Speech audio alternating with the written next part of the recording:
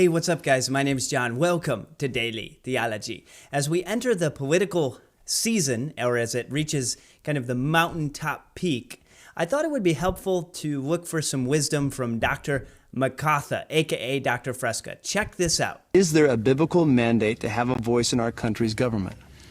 I think that if you are a preacher of Jesus Christ and you are a pastor, that you should be known for speaking the gospel of Jesus Christ and nothing else.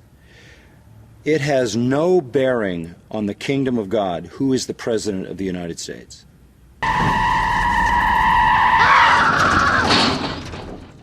So I know what you're thinking, but put down your pitchforks. Put them down. He's talking about that God is sovereign, that it won't impact the kingdom of God in the end. He's not saying it doesn't matter. Has no bearing. So that doesn't affect how we vote at all? Well, I'll get to that. Okay. But the point is this.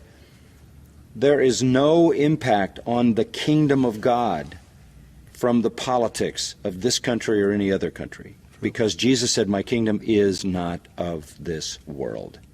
So, if you want to dabble in something that has no bearing on eternity, that has no bearing on the kingdom of God, then you can dabble in politics. For a pastor to do that, I think, is to prostitute himself away from what his calling is, and the only thing that makes a difference, and that's the preaching of the gospel of Jesus Christ and the advance of the kingdom.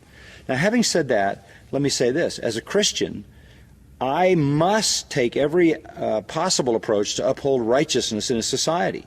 So when something comes up in the courts or on the ballot that gives me an opportunity to vote for righteousness, to vote for things that I know honor God, to vote for things that protect people from evil and all of that, I as a Christian have to vote what I think fits the biblical standard.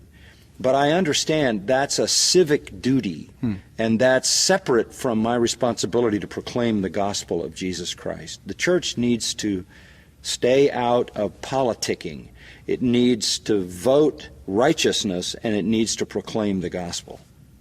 So this may seem a little hard to understand, but let me see if I can break this down. He's saying the pastor's job is not to get involved in politics, but as a civic duty, as a representative of this country, in terms of being a citizen, you have that right as a Christian to stand for righteousness, to vote for what's right and good.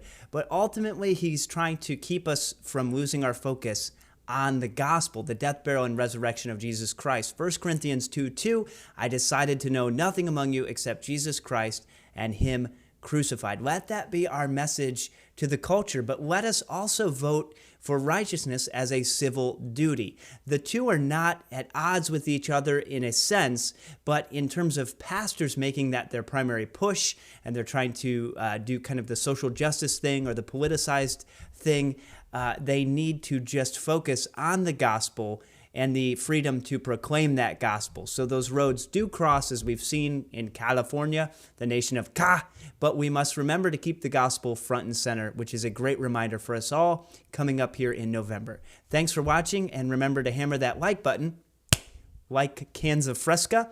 And if you haven't subscribed yet, please subscribe to the channel. It would greatly help us to reach more people with the gospel. God bless.